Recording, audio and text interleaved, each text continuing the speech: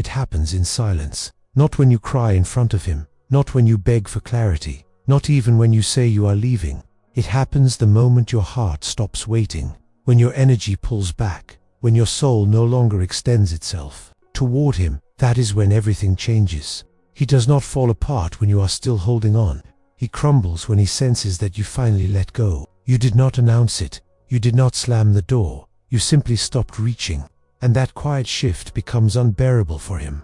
For the first time, he is no longer being nourished by the emotional presence he took for granted. He feels the absence of something he thought would always be there, and it shakes him to his core. Carl Jung taught that what remains unconscious rules our lives as fate. Many men live unconsciously through the emotional energy of women who feel deeply. They rely on that current to validate themselves, to soothe their inner emptiness, to avoid looking inward. But when that current disappears, when she no longer feeds his illusion, he is forced to meet himself, alone. And often, that is when he breaks. Not because he lost her body, but because he lost the one place where his soul still felt seen, without having earned it. This is what they never say out loud because they do not have the language, but they feel it, and you feel it too. When you no longer react, it shatters his sense of control. In relationships built on imbalance, control does not look like shouting or rules. It looks like unpredictability, delayed replies, hot and cold attention, a dance of pulling you close and pushing you away. Your reactions used to reassure him. Even your anger made him feel important because you were still emotionally invested. But when you go still, when you stop asking, when you stop checking, when you stop hoping, he notices and it scares him. Not because he is afraid of losing you, but because he is losing what your presence provided, the reflection, the validation, the safety net. And that loss triggers something deeper in him, a confrontation with his own emptiness, a space where your energy once lived and now echoes back nothing. That void is deafening because it forces him to feel what he was running from. He starts remembering the smallest things, the way your voice softened when you were tired, the way you paused before saying goodbye, the quiet way you used to look at him even when you were hurt. Memory becomes his punishment because he finally starts noticing the things he ignored while you were still giving. But now it is too late to reach for them. They belong to a version of you that no longer exists, the one who was still trying, still hoping, still waiting. And here is where the real breakdown happens. Not when he sees you with someone else, not when you block him, not when you post something vague, but when he realizes that he could reach out right now and you would not answer with the same heart, that your voice, even if it answered, would sound different, detached, clear, free. And that is what breaks him, because in truth, he never expected you to heal. He expected you to hold on forever, to keep a candle lit just in case he came back. But you did not. You walked away spiritually long before you did physically.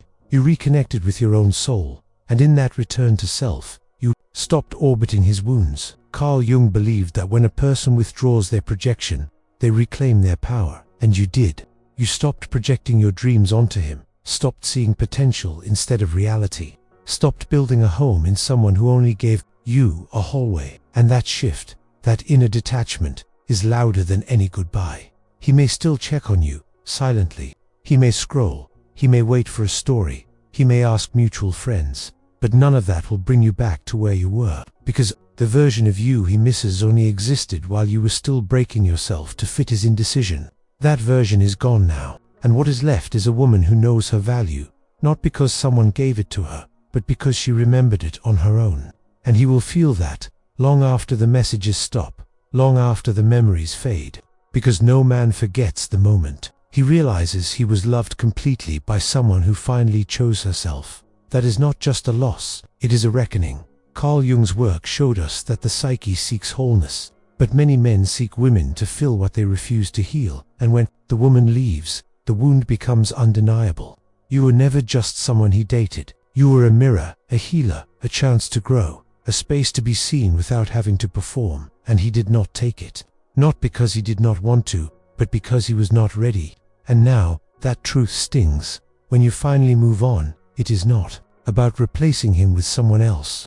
It is about replacing your own belief that love must hurt to be real. It is about breaking the pattern of waiting for someone to recognize your worth instead of living it yourself.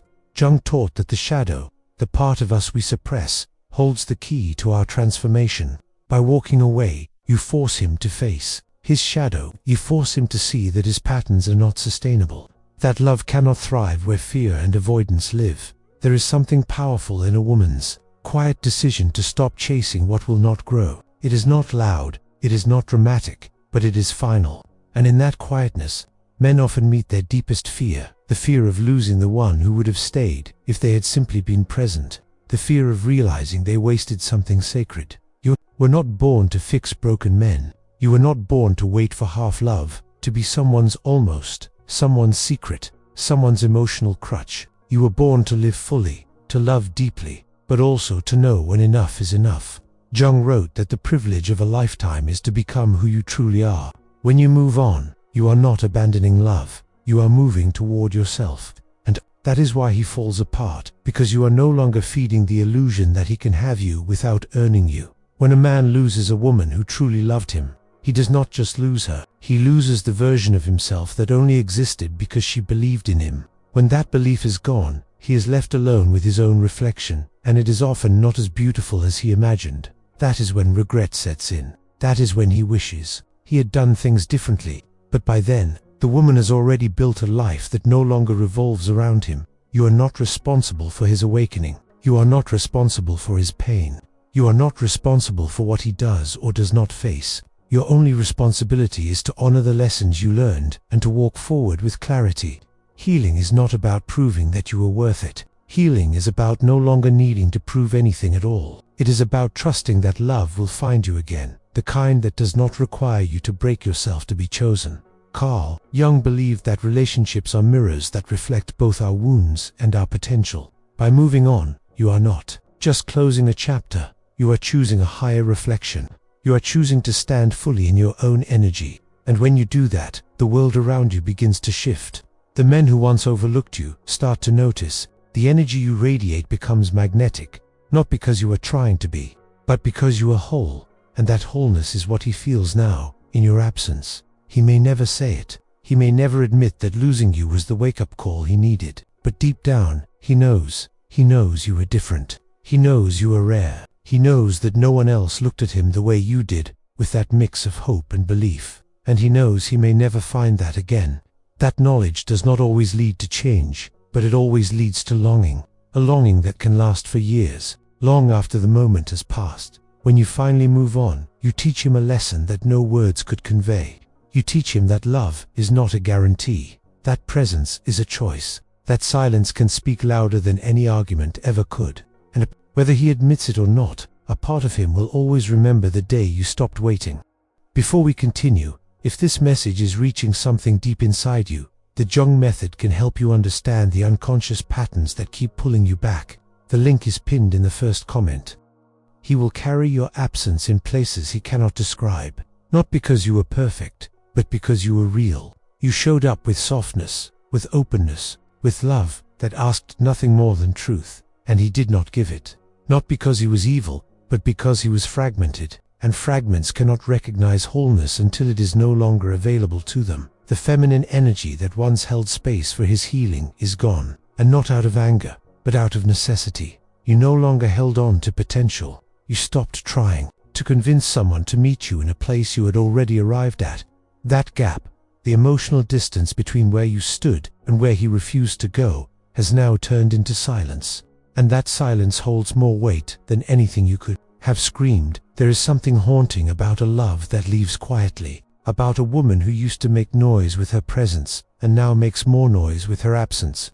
The man who once felt needed now feels invisible. And that reversal is what breaks the illusion he lived in for so long. When he reaches for you, in his mind, he is not reaching for who you are now. He is reaching for the version of you that still held space, still held hope, still waited. But that version is gone. She did not die. She evolved. She outgrew the echo chamber of waiting for someone who would not arrive, and in that evolution, she became untouchable to the part of him that stayed small. The truth is, men do not just miss women. They missed the version of themselves they became in her presence, the parts of them that felt loved without effort, the glimpses of worthiness they caught through her eyes. And when she leaves, so does that mirror. He is left staring at a self he does not fully understand, one that now must find its own value without her reflection. This is not punishment. This is karma in its purest psychological form. The returning of energy to its rightful source. The woman who once bent her spirit to meet his will has straightened her spine and walked away. And with each step, she remembers herself more clearly. With each moment of distance, she begins to feel her own energy rise. She starts sleeping again, breathing again, laughing without fear. And in that new frequency, he becomes just a memory, not a magnet dot. There will be moments when his name still echoes, times when your body remembers what your soul has already released. But these are not signs to go back. They are tests to go forward. Because what you are feeling is not longing, it is detox. You are releasing the parts of yourself that were once tied to his inconsistency. And as they leave, they will try to convince you it was love. But it wasn't. It was survival. And now, you are choosing something else. The woman who moves on is not cold. She is finally warm to herself. She no longer uses her love as a currency to be chosen. She no longer offers parts of herself in exchange for crumbs. She stands in her own emotional gravity. And that shift changes everything. It is not about pretending not to care. It is about genuinely remembering what it feels like to be whole without needing someone else to complete her. Carl Jung believed that our relationships reveal the unconscious parts of our psyche. When we fall in love, we are not just drawn to a person. We are drawn to what they awaken in us. And sometimes, what they awaken is pain that needs to be healed. When he triggered your abandonment wounds, your fear of not being enough, your desire to fix, you thought it was love. But it was a mirror. And now that the mirror is gone, you can see yourself more clearly. The man you moved on from is still trying to figure out what happened. How you went from being the one who always cared to being the one who no longer looks back. He may even try to come back, not because he has grown, but because he hates how it feels without your energy. Do not confuse his discomfort for love. Do not confuse his return for commitment. If he could not show up when your heart was open, he is not worthy of re-entering when it is healed. You owe no one access to your peace. You owe no one a second chance at hurting you the same way. Healing is not about keeping your heart closed. It is about knowing when to open it and with whom. The woman who finally moves on does not close herself to love. She just stops offering it to those who cannot carry it. When he falls apart, he will try to rebuild. But most of the time, that rebuilding is not growth. It is a reconstruction of the same patterns that caused the damage. Unless he chooses to face his own shadow, to confront his avoidance, his fear, his projection, he will only repeat the cycle with someone else. And deep down, he knows that. Which is why your absence will not just haunt him, it will expose him. There is a sacredness in letting go, not as an act of defeat, but as an act of deep respect for yourself. The moment you chose not to accept less was the moment you told the universe you were ready for more.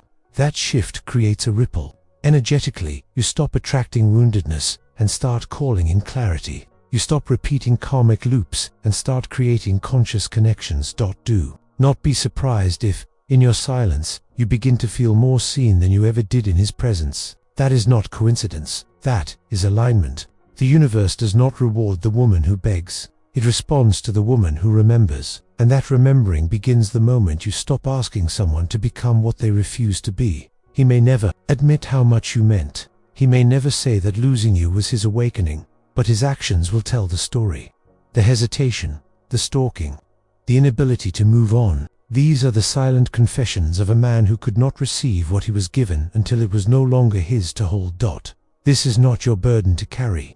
This is the lesson he must learn without you, because your job was never to fix him. Your role was never to bleed for him to grow. That belief was planted in you by a world that taught women to earn love through sacrifice. But sacrifice is not love. It is abandonment disguised as devotion. And now, you choose differently. When you finally move on, you reclaim your emotional rhythm. You stop waiting for someone to text back. You stop measuring your worth by how often they show up. You stop shrinking to fit their indecision. And in that expansion, you meet yourself fully for the first time. Perhaps in years, you breathe without needing permission. You wake up without wondering what he's doing. You look in the mirror and recognize the woman staring back. She is not desperate. She is divine. Carl Jung once said that the most terrifying thing is to accept oneself completely. And yet, that is what you are doing, piece by piece, memory by memory. You are no longer editing yourself to be palatable to someone who could not digest your depth. You are no longer bending to be soft enough for someone emotionally unavailable. You are standing in the truth of who you are, and that truth is magnetic. The kind of man who will meet you now is not the kind who plays games. He will not punish you with silence. He will not use confusion as control. He will not breed his attention, because you no longer vibrate at the frequency that tolerates that. Your energy has shifted. Your heart is clear. Your standards are no longer negotiable. And as for the one who falls apart when you finally move on, let him. That is his reckoning, his transformation, if he chooses it. But it is not your responsibility to watch it unfold. Your path is forward. Your calling is higher. Your peace is sacred. There will always be parts of you that remember. That is natural. But memory is not a sign to return. It is proof that you survived, that you loved with everything you had. And now, you are loving yourself the same way. The day you finally moved on was the day the story changed. Not for him, for you. It was the day you stopped hoping someone would save you and became your own rescue. Let him fall apart. You are rising.